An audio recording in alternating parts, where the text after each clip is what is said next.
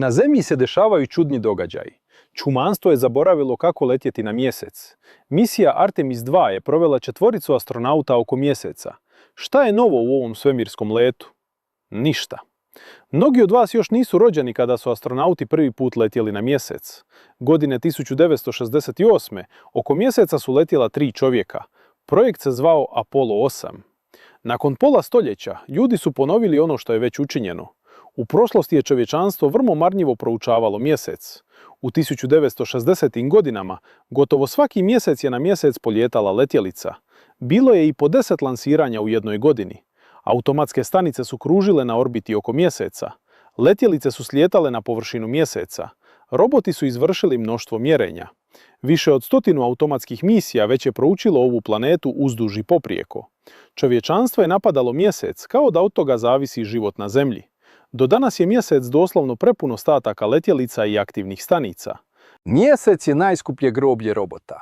Od trenutka početka prvih svemirskih letova, čovječanstvo je akumuliralo ogroman volumen informacija.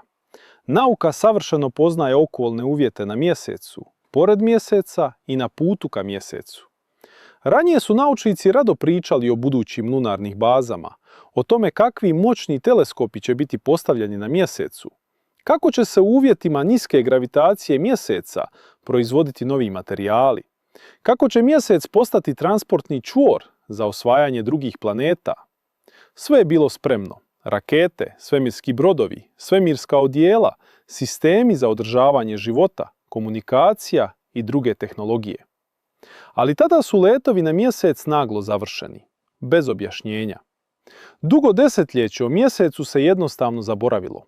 Prestanili su slati automatske aparate na mjesec, kao da se čovječanstvo zasitilo i mjesec je postao neinteresantan. Lunarni projekti su napušteni, poput djeteta koje se zasitilo igračke. Danas je interes za mjesec obnovljen, ali izgleda kao da su savremeni naučnici i inženjeri iznenada zaboravili sve što su znali i radili ranije. Zašto praviti novu raketu Space Launch System? Ranije je postojala sjajna raketa Saturn V. Raketa je veoma uspješno prevozila ljude na mjesec. Danas prevozimo astronaute i teret na Međunarodnu svemirsku stanicu na brodovima razvijenim 1960. godina. Oni se odlično snalaze. Konstrukcija je usavršena do nivoa najvišeg pouzdanosti. Zašto sastavljati novu raketu od dijelova Space Shuttle? Wernher von Braun je izgradio svoju gigantsku raketu Saturn za 5 godina. Von Braun nije imao čak ni kalkulator. Imao je kulman i lenjir. I nakon 5 godina moćna raketa je urlala na lansirnoj rampi izbacujući plamen.